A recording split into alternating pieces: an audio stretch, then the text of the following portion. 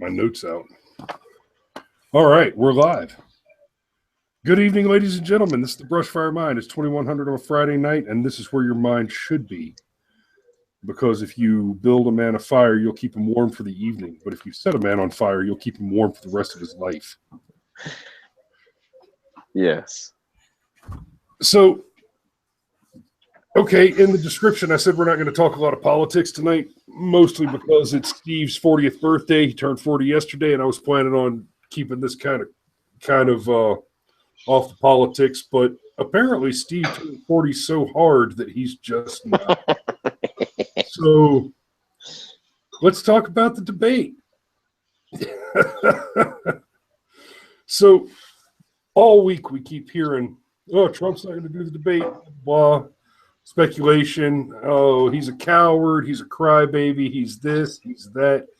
He's a genius. Well, I don't know if it was genius. Only Monday evening will tell if this was genius or not, because it's like you and I have talked about outside of the show. I really believe what Donald Trump was doing was competing with Ted Cruz directly for the last few voters, because the majority of the people that were going to go for Cruz are still going to go for Cruz, and the majority of the people that were going to go for Donald are still going to go for Donald. And he's trying to win the entire election right here, because if he wins Iowa and wins New Hampshire, he's probably going to be the nominee. Just it's the math. However, if Ted Cruz wins Iowa, because Donald Trump's whole thing is winning and being the best and coming in first place, to actually lose the first vote, I think would be a pretty big insult to his campaign. So he was just trying to do what he could to create some distance between himself and Ted Cruz. As the debate itself played out, it was funny how everybody ganged up on Ted Cruz, and in all the incoming that Donald would have taken, they turned on him.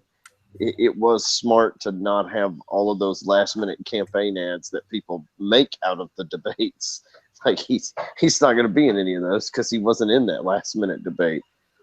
So I don't know if it was genius or not, but it was clever. It was clever.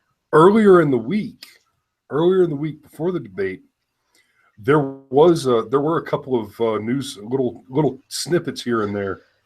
Trump said something about how he had heard that Megyn Kelly had put together those video reels.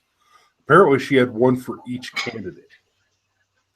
So, and you know, I like Trump generally as a businessman. And like we've talked about on this show, he has held a bunch of liberal positions in the past. Now, I kind of take that with a grain of salt compared to the rest of the field that he's with, because you got Christie up there, you got Cruz up there. Shit, half the candidates that aren't Trump are big government amnesty guys. They're fucking path to citizenship amnesty guys, and that may be the only issue that I'm more concerned with than, or that is as concerning to me as Second Amendment rights and national security. And because, for one, at the end of the day, I feel that the question of immigration is a question of national security. I think that's pretty hard to argue against. But Trump was a big anti-gun guy for a long time, and only just over the course, not even a year ago, over the course of the last year, has started to come out for the Second Amendment.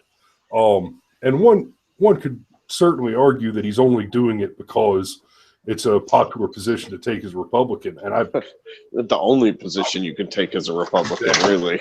And I mean, the only way to take a position against the Second Amendment is to be a staunch fascist. If you're not, if your opinion is not that the government should hold the monopoly on violence and condign punishment. Your opinion is not that we should not have the right to keep ourselves safe. The old adage,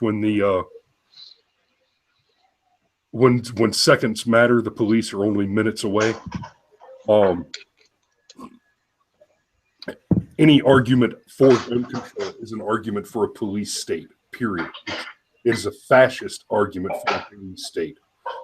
So Trump being a pro-gun control guy before, bothered the shit out of me. But I also think he's probably the best. He's probably the best bet we have to keep Hillary out.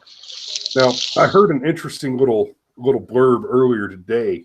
Shapiro's said, and take it as you will to begin with, but he said, anybody who gets the Republican nomination, he's got my vote. I'll vote for a flaming sack of dog shit over Hillary Clinton.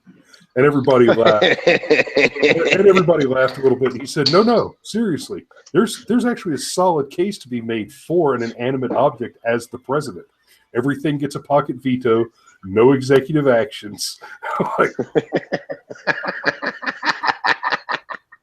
That's pretty strong. He listed about 3 or 4 other things, but I mean, everything goes to pocket veto, no executive actions. That's pretty fucking solid. Bag of dog shit has my vote. So Trump may be my flaming bag of dog shit this time around.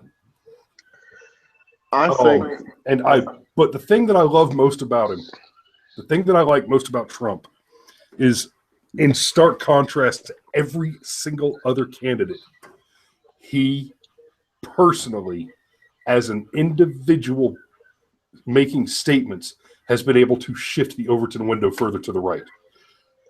He's got people talking about the 15th Amendment, 14th Amendment, birthright citizenship. I may have my amendments crossed right now, but the birthright citizenship thing, because under the amendment, it says, and subject to the jurisdiction thereof. So for a person to be a natural born citizen, they do have to be born under that language to at least one citizen parent. 13th Amendment. 13th, okay. Yeah, 13th Amendment 14th is the 14th. No. The 13th is the abolition of slavery. The 14th is the equal protection under the law.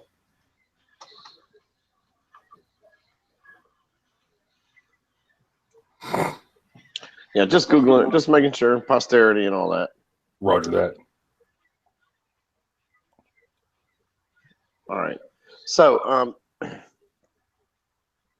I think for a lot of people, the biggest appeal with Trump, for me, Trump's not my first choice or my second choice. However, if I want to give the middle finger to everything and everybody, Trump is my first choice. And and that's a big part of it. I mean, Washington, D.C., the D.C. machine deserves nothing from us but our absolute just spite, our absolute disgust. That they don't even deserve contempt. Contempt takes work. They're a pustule. They're just, hey, we thought we was going to be alone tonight. Hey, better late than never. How you holding up, baby? Yeah. That's a government employee for you.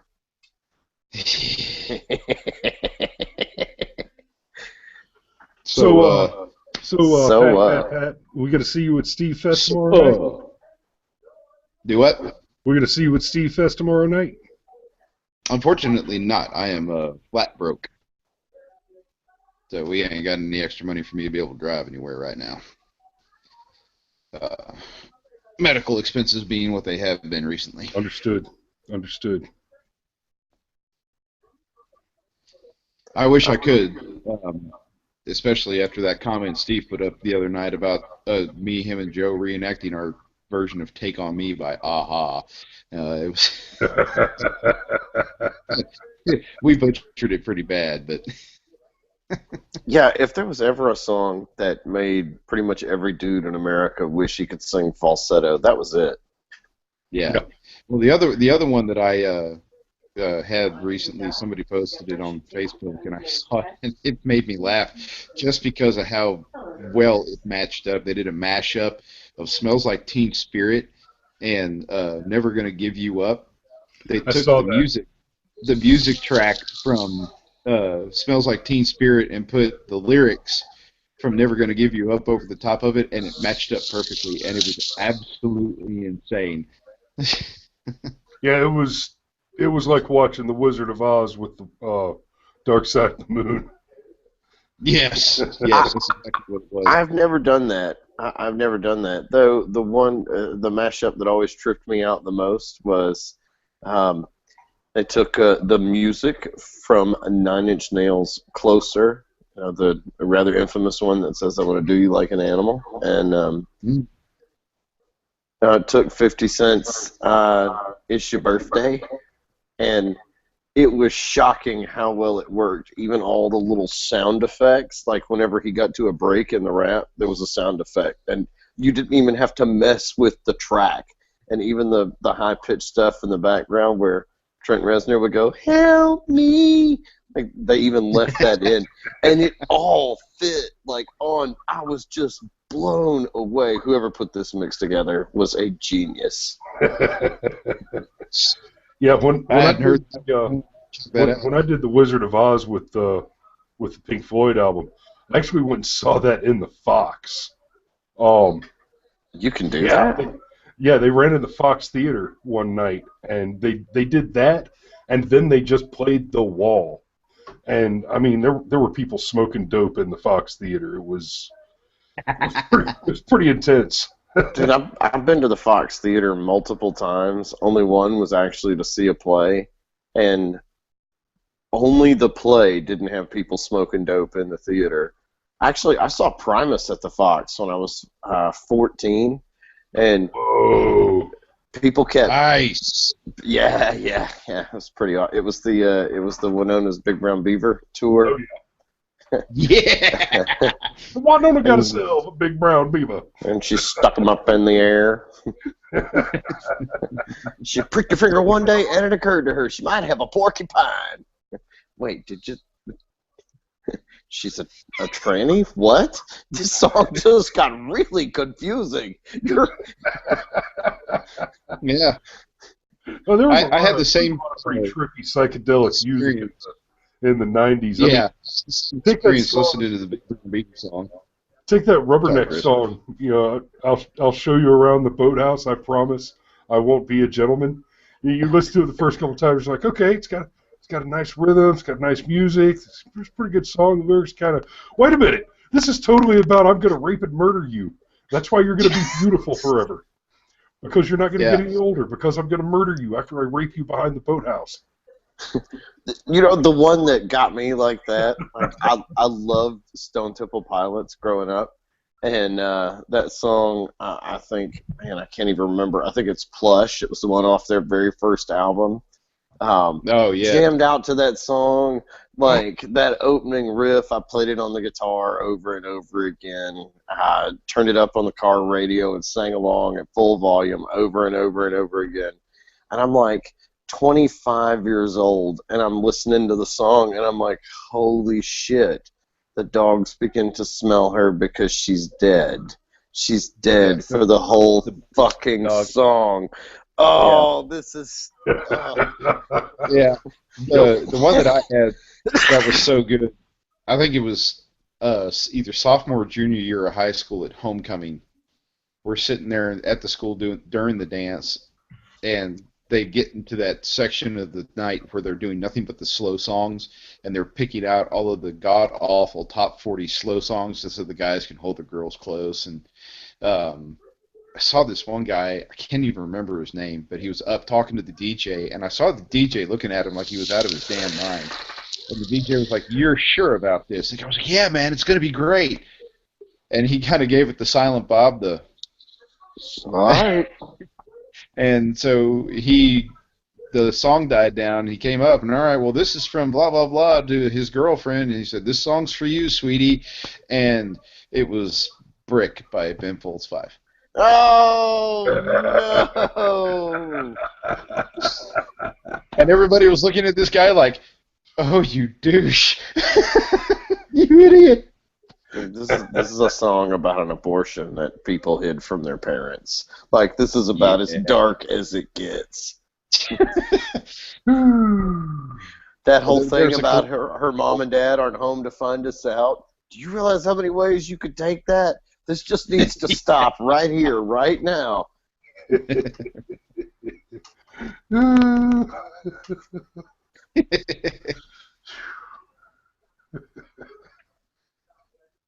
Yeah. Okay.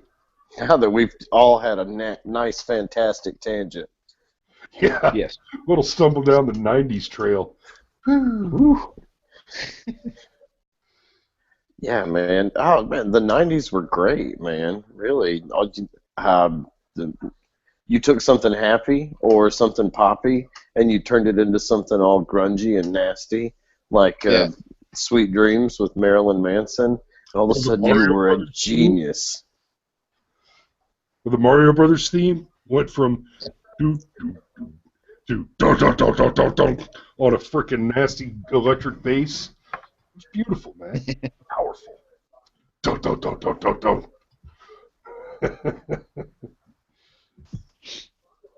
You're both just kind of staring at me like, what's seriously, you've never seen those where they do like an electric guitar remix of the Mario Brothers? I'm waiting for you to finish.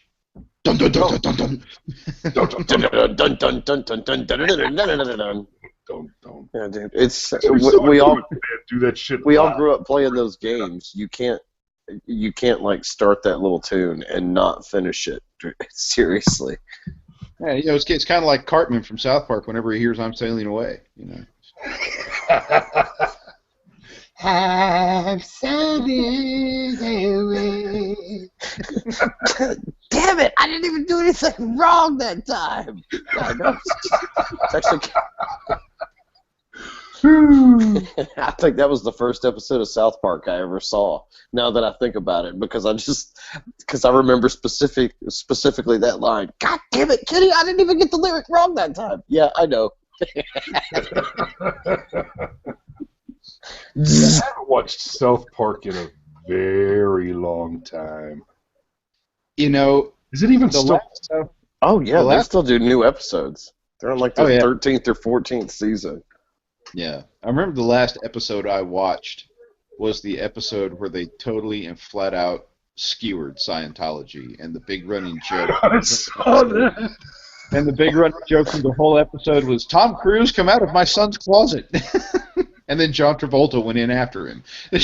No, the best part of that whole fucking thing is they do this whole like 5-minute explanation about Lord Xenu and the alien spirits that are trapped in the volcano, and it's going, you know, and after about 2 minutes of this explanation, this disclaimer starts blaring across the bottom of the screen. This isn't a joke. They actually believe this shit. I just about shit myself. No, you are not playing a Final Fantasy game gone wrong. Nope. This is an actual religion. Yeah. Well, it's a very profitable business. You know what I don't understand about that very profitable business, though? I mean, Elron is like rich as hell, and he can't afford some dentures.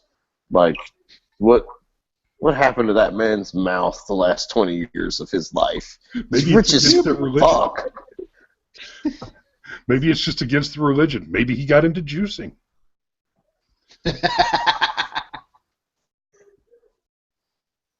Oh, man. Stranger Things, right? Yes, indeed. Okay, let's pop back to the debates for a minute. That doesn't have to be the only thing we talk about tonight, but I do have some points that from my notes from actually watching them. You watched your notes? Huh? I'm sorry. Keep going. What about my notes? I said you watched your notes. Oh, you're playing a little game with my syntax. I see what's going on here. That's very clever. Dickbag. So Megyn Kelly opens with, I mean, the very first thing she does is basically she says, okay, hey, this is the Fox News debate, and hi, Ted. Would you please just go ahead and shit down Trump's throat? Let's just start there. Would you? She actually said, let's address the elephant that's not in the room. Ted Cruz, would you please just shit down Trump's throat? And he proceeds to nod, actually. I was a little surprised by it. I thought it was kind of a classy move. It was probably his best moment all evening, because for the rest of the debate, he just sounded like a whiny little twat. I think some of that was him. And some of that was like when he tried to tell the joke that fell so horribly and terribly flat. If Chris Wallace hadn't derailed him and said, well, it is a debate, sir, Ted Cruz, he's kind of like us. He might be too smart for his own good, and he couldn't resist snapping back at Chris Wallace right there and going, well, no, a debate would actually talk about policy. It was just this little throwaway line, where if that was all that happened between them, it actually would have been impressive that he just came up with it that quick. But because he was in the middle of trying to set up for a joke, where he's trying to present himself as being the bigger person than Donald Trump, having Chris Wallace interrupt him right there in the middle just messed the whole thing up. I don't necessarily think it was the funniest joke in the world, but I still think that that Chris Wallace interrupting him right there in the middle did break his rhythm in a bad way.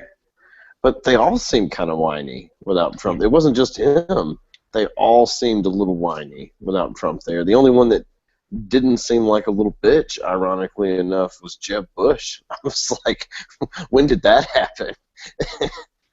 Yeah, that is surprising, because Jeb has definitely had had baby child syndrome. Just, I mean, I don't know if George just picked on him too much when they were kids, but he always seems like such a puss. I think he is hyper aware of the fact that he is the third guy named Bush to run for the presidency in 30 years. And he doesn't seem to possess enough self-awareness to not say things like the YouTube, unless you're saying it ironically. Hey, I loved that. I loved his little moment. Look, my daddy, George Herbert Walker Bush, the greatest man alive.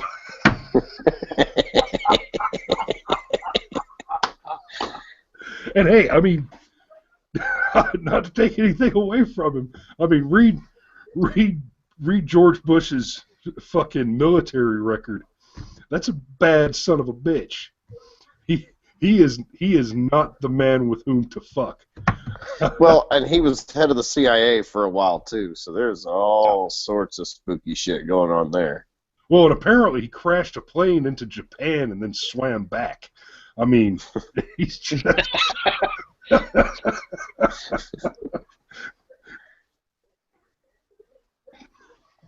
I mean, accolades is the man's middle name. Yeah, well, and that was the thing about it. And you never really heard too much about it when he was president, and even after the fact. I don't think I really heard too much about his military service until the late 90s, when his son, when W was really starting to come to the forefront about being president. And I started reading through his military history, and the same reaction was like, dude, this guy could kill you with a napkin. Yeah, it's like Audie Murphy. I think we've talked about Audie Murphy on this show before. Audie Murphy was this little 5'2" fucking nothing kid that went to war, and he was such an unmitigated badass. I mean, just the absolute undiluted temerity of this little bastard was so severe and so impressive that they made a film about him, starring him, in which they omitted the vast majority of his greatest exploits because they're hard to believe. Shit that's documented in military records and military history. He refused to let them put it on the silver screen because people won't believe it. People just wouldn't believe that shit. Yeah, apparently they had to kind of tone down some of the stuff in the 13 Hours movie. I really want to. I really want to go see that because. Yeah, okay, fine. I do want to see Michael Bay make the super patriotic movie. I do. Oh yeah. And really anything so that Benghazi is not forgotten. Like, Agreed. seriously. Seriously. Let me tag something on there real quick. I saw a YouTube video. It was last year sometime I saw it, but I'm sure we could find it again, and we should all watch it and have a little chit chat about that. This whole critique of Michael Bay's movies and how he's clearly an absolute genius, and I mean, basically something about how most of his movies are actually a sort of antisocial commentary, or I'm sorry, like a social iconoclast commentary, like the Niggabots, as we've heard them called, the two robots that were just so obnoxiously and scathingly, not just black personalities, but caricatures of everything that's offensive about. They was racist. I mean, it was obviously a racist statement, and there's this fantastic commentary on that being a racist statement, kind of like holding a mirror up to the accusational left, which is very, very interesting. What, he wasn't insensitive toward black people and made racist characters.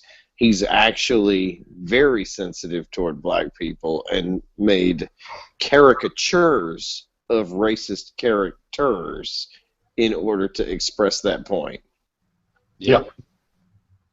Which went right like this over everybody's head. Oh yeah, I just got to say, the first time I saw the movie, I was a little uncomfortable with some of the parts. I was like, "What in the world are you doing, Michael?" I mean, the giant wrecking ball nuts. I'm directly below the enemy's scrotum. Don't bring me back to that. That could have been such a good movie. That could have been. I couldn't help. See, I did not. You had the first Transformers movie, which was basically all built up. And then you really do get just a fucking awesome action piece at the end of the movie. And it's finally going to happen. You're getting part 2, and you know Optimus Prime is going to die and come back to life. You know all that. So let's just have it be awesome and happen. But I didn't like any of that stuff at the end of the movie. Like, I really did not. I felt like it took away from what was happening. Plus, even allowing for a universe where there are sentient machines that think on the quantum level and can rearrange their molecules however they want to. How did Sam go to robot heaven? Does everybody go to robot heaven? And why does Sam get to come back from robot heaven? Couldn't somebody else touch the cube? The movie really falls apart right there in a bad way. Well, yeah, I tried really hard to take Transformers on a Snakes on the Plane level. I wanted to see giant fucking robots, but I think they tried to cram a lot more than just giant fucking robots into that particular movie. Yeah, they did. Which, okay, nice try, guys. But I got my giant robots. Devastator was freaking awesome. I mean, No, honestly, again, I would have to disagree. How come we can't have like all of the Autobots ganging up on the virtually unstoppable Devastator? Why do we go through everything and finally at the end of the movie, Optimus Prime very briefly gets to that'd be like watching Dragon Ball Z for all those episodes. Goku turns into a Super Saiyan and then beats Frieza in the next episode. No, I'm Super Saiyan. We're done. And that was how the end of the movie felt for me. He got all of Jetfire's parts, and then they were like, "Well, Optimus wins. I'll go home." yeah. Well, um,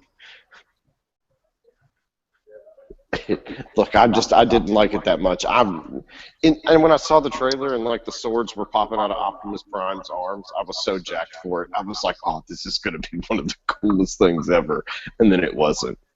It so wasn't.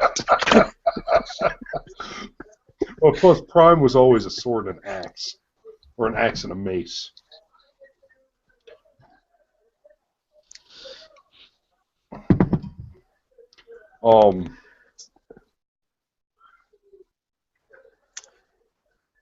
So all right, yeah, boys, the we gotta debate. stop We the just can't make this conversation. We're gonna have a happen. fucking talk So show. sorry, we're going to delve back into trauma from our childhood. Man, Optimus is supposed to be more badass than this. No, he was plenty badass in the movie. No. I'm sorry. I draw the line at robot scrotums. I do. And the first movie had shit like that in it. When Bumblebee is like peeing on Arturo's character, and I thought that was Optimus great. even says, "See, I didn't either." Bumblebee, stop lubricating the man. Wait, what?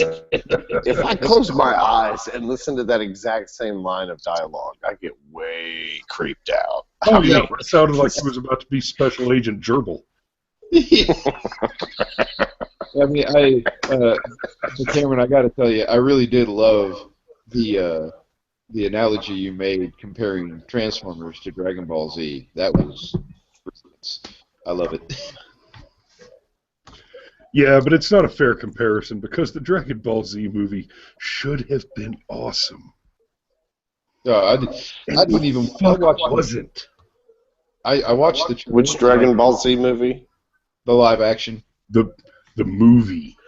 Oh, the movie that was. You know what? You want to talk about something that makes Transformers look good? Yeah. Makes Transformers look like art.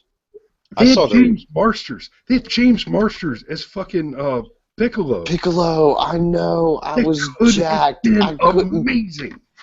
Yeah, you could have really stripped down the Dragon Ball Z universe and just set it up so that you had Goku versus the evil King Piccolo, and you even could have did the whole deal where you kind of broke the canon a little bit and had Piccolo be the one that kills Goku's grandfather instead of Goku doing it by accident.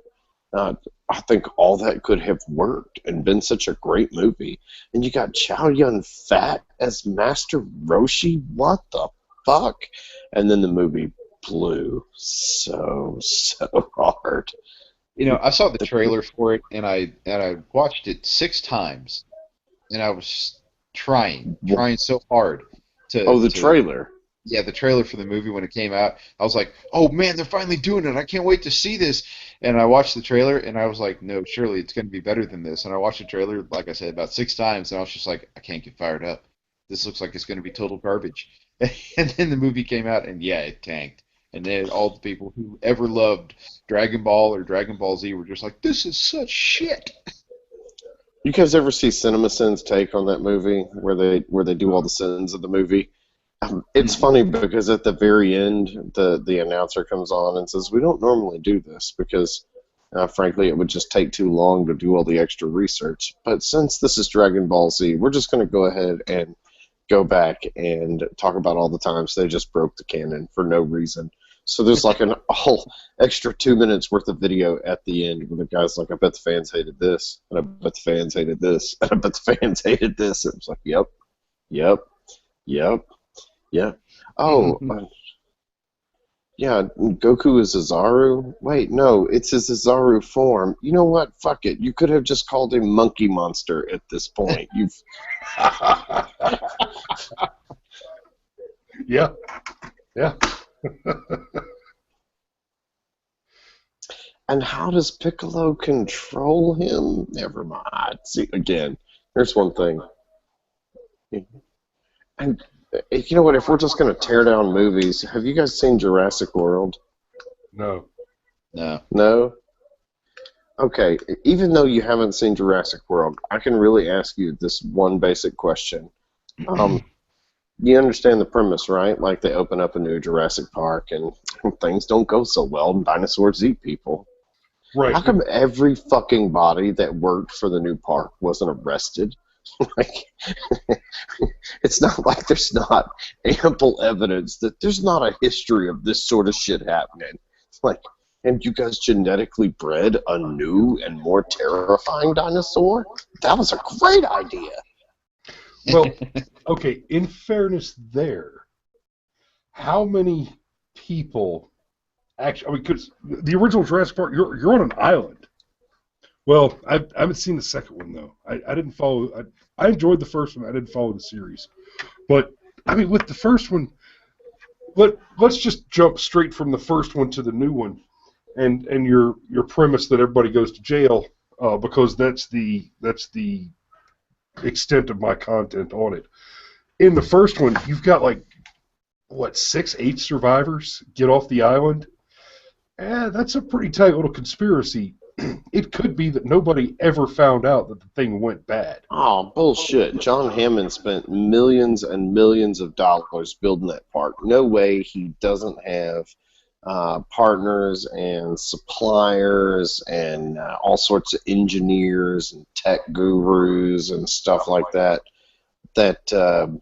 either have an investment that they want paid back or people that just said, you know what, I gave you this technology for free because I wanted it to be used in Jurassic Park so I could use that to try and sell the tech to other firms for similar applications. And besides, dude, it's an island with dinosaurs on it. Eventually somebody else is going to stumble on it and go, holy shit, nobody's ever going to believe it. But there might be fucking dinosaurs on this island. So that's a fair point. The way the movie ended. Excuse me. The way the movie ended, the dinosaurs are still there.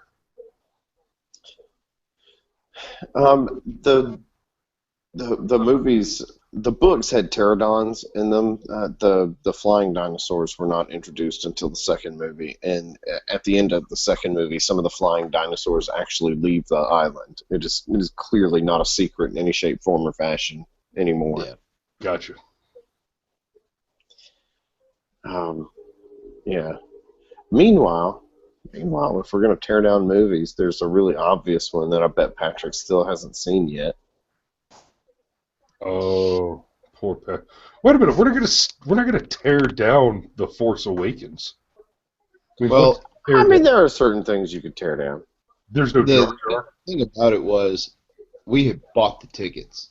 We were going to go 4:30 showing on a Saturday afternoon, and then all hell broke loose.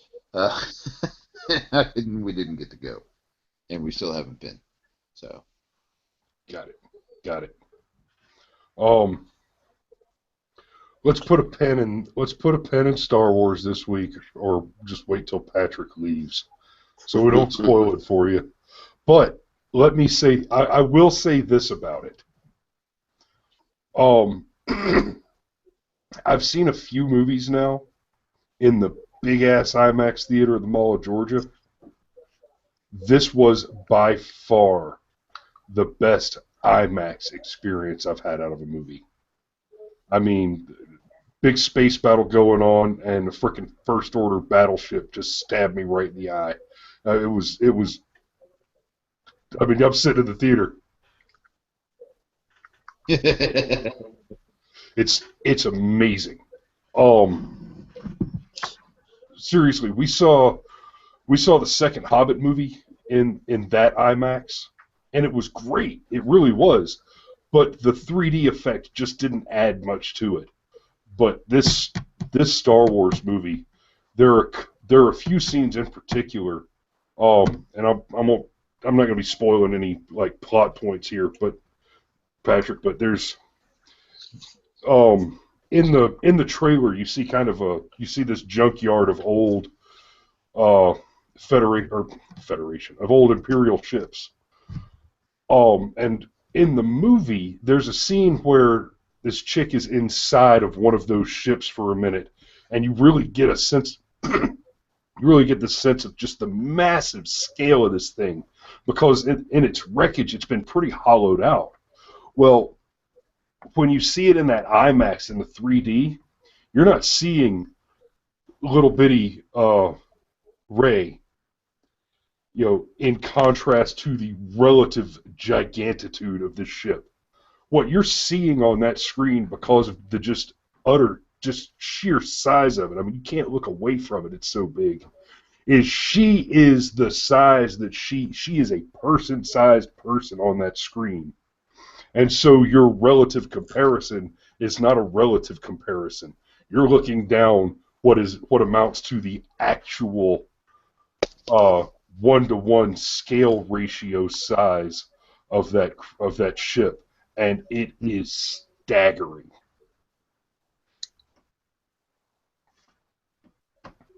And the broad saber is fucking awesome. There's that. Yes.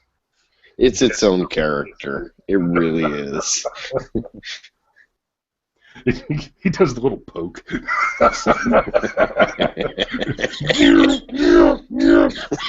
Poke.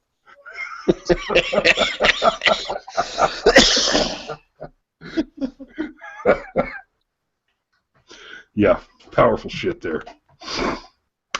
Yeah. I tell you what, you wanna tear off on something, Cameron? Why don't you run us through the Nolan Batman movies? Oh, okay. Okay, so the first movie is a love letter to Ayn Rand, right? Because there's a couple of really telling points in the movie. One of them is when Ra's al Ghul tells Bruce Wayne, your government was so corrupt, it was easy for us to infiltrate our men at every level, at every point. Another one is actually in the restaurant with Falcone, when Falcone pulls out his gun and points it at Bruce Wayne. He says, I could kill you right here, right now, in front of these people, and there's a judge and a cop and all these people. And they wouldn't even say anything.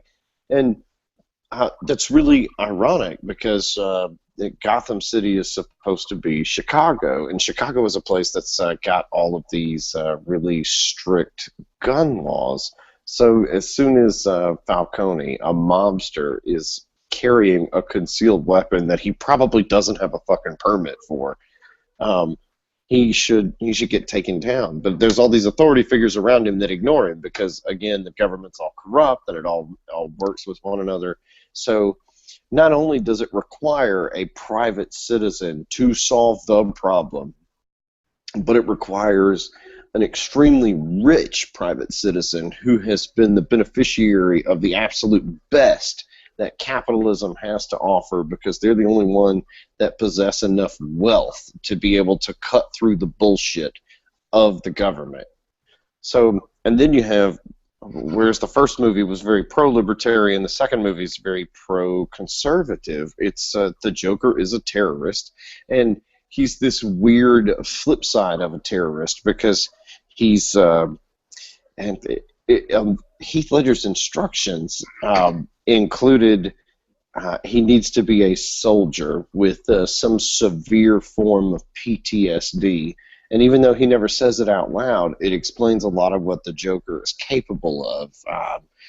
He uses rocket launchers and sets up complex explosions and so forth like that. So when you realize he's had some military training and he's a terrorist, I mean, yeah, he's a comic book villain, but he could also be some weird hybrid of not just the American soldier, but Muslim soldiers. And there's the parallel that goes back and forth. Not only that, but Bruce Wayne is actually George fucking Bush in this movie. He is Batman. He's the superhero. Instead of being a cowboy, he's a superhero. And you know what? He even says it at the end. You know what? The people can fucking hate me. City's safe because of me. Let them hate me. Let them hate me. People still hate George Bush. And I don't think he was the greatest president ever, but man, after 9/11, he put his foot down, and shit like that stopped. And then the third movie, where you had the pro-libertarian movie and you had the pro-conservative movie, the third movie fell a little flat. It was still a great movie, but it fell a little flat. Not just because Bane sounded like this in every scene, but because whereas the first two were pro-something, the third movie was anti-liberal. It was very much a commentary on the liberal mentality and Occupy Wall Street, because what does Bane do? He gets the masses to come in and just take it. Well, and Catwoman's horrified. She actually really represents a useful idiot very, very well. She's young and she's idealistic, and her motives are actually surprisingly pure, given all the terrible stuff that she's doing. And she doesn't realize until after she's brought about her New World Order how terrible of an idea it is. Well, nope, I take the socialism back. My bad, guys. My bad. Plus, there's also some serious logistical problems in that movie that just didn't exist in the other ones. Like, for example, there's this thing called the SEC, and as soon as Bane stole all of Bruce Wayne's money, the SEC would have suspended trading until they could have tracked every electronic dollar. Like, the Wayne fortune wouldn't have just disappeared into the ether. But I think even that was a commentary on how the left picks their winners and choosers, and it was no longer time for the Wayne family to be a winner anymore. So what amounted to a government force came in and just took it all away from him because he didn't deserve it. So there you go. Those are the Nolan Batman movies. The first one is a pro-libertarian Ayn Rand love letter, and the second one is a pro-conservative, aggressive foreign policy love letter. And the whole thing where Bruce Wayne kidnaps Yao in China, that's another big plot hole. Like the Chinese wouldn't scramble MiGs and follow Bruce's slow ass plane as it tried to exit Chinese airspace. But Yeah. But outside of that, there's all that dialogue thrown in about how the skyhooking program was something that the CIA used to do back in the 60s, which is really funny because the CIA is actually the intelligence, the original intelligence arm. It stands for Central Intelligence Agency. The CIA, as a matter of course, violates your civil rights and your human rights and all that. They have to do their job. So all of that was thrown in to say, yeah, not only is Bruce Wayne going to do some stuff like the CIA would do, but he's even going to use old throwaway CIA equipment to do it because they've already thought all these contingencies out 50 fucking years ago. And then the third movie is the anti-liberal, anti-Occupy Wall Street movie, and the reason why that one was not as good, elephant in the room, Heath Ledger was just amazing as the Joker, and it's difficult to come back from that.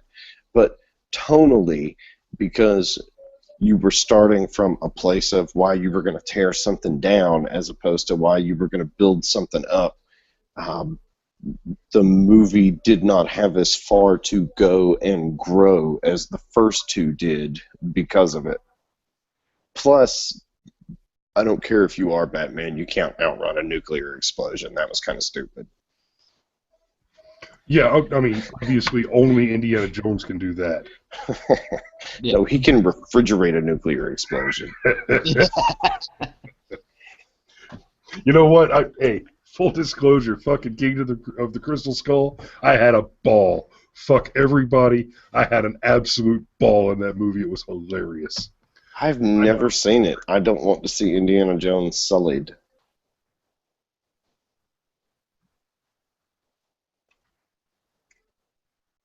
Seriously, the Temple of Doom didn't do it for you?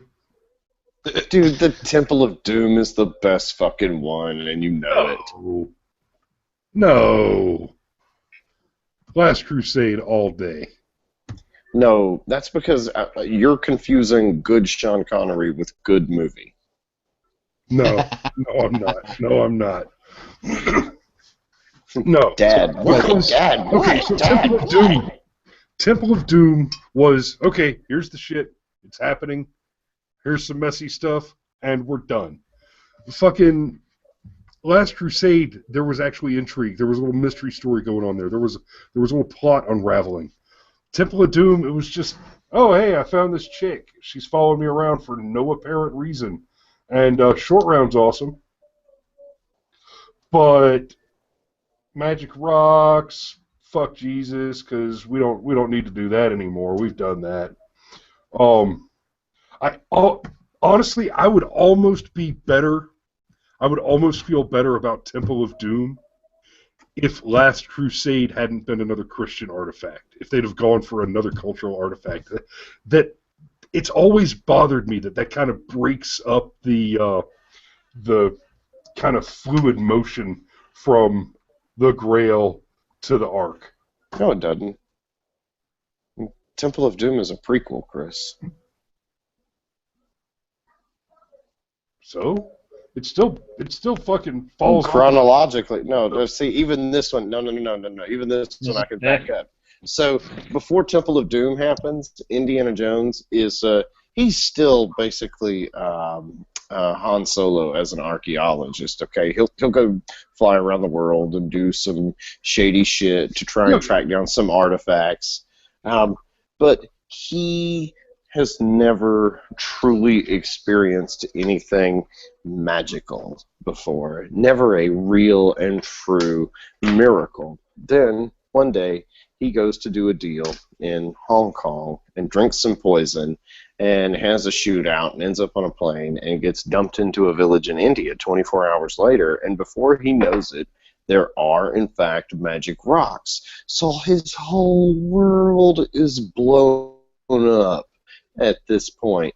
And now he has reason to believe in artifacts. Now he has reason to believe in magic. So if you follow it chronologically, man, searching for the Ark is nothing after that. And if you can find magic rocks and you can find the Ark, at that point, it's stupid not to look for the Grail. Damn.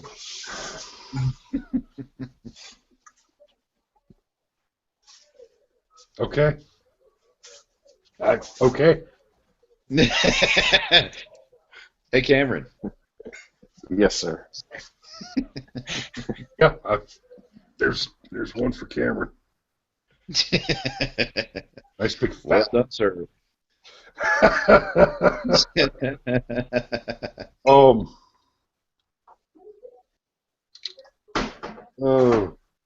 Well, boys, I gotta get up early and cook beans and fucking cheese dip for Stevefest.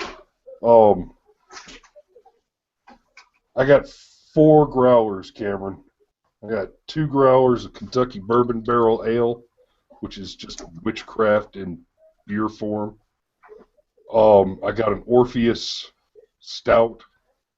Has a lot of chocolate and coffee and cream notes in it. Mm-hmm. And I got another stout that's coffee with a vanilla back. It's got like this kind of smooth vanilla finish on the back of it. The lady of the growler bar poured a lot of shots of beer down me before I walked out of there with $60 worth of fucking growlers. So, plus I picked up the green screen material. So tomorrow night we're gonna be drinking and partying. We're gonna be Steve-O's gonna be turning 4-0, and we're gonna have his band screaming and yelling and beating the shit out of some drums. Slay some green screens up around behind them and film them from every angle I can. I'm gonna put at least 6 cameras on them all night. And so look for some Brushfire Mind branded whatever the fuck the name of Steve's band now is.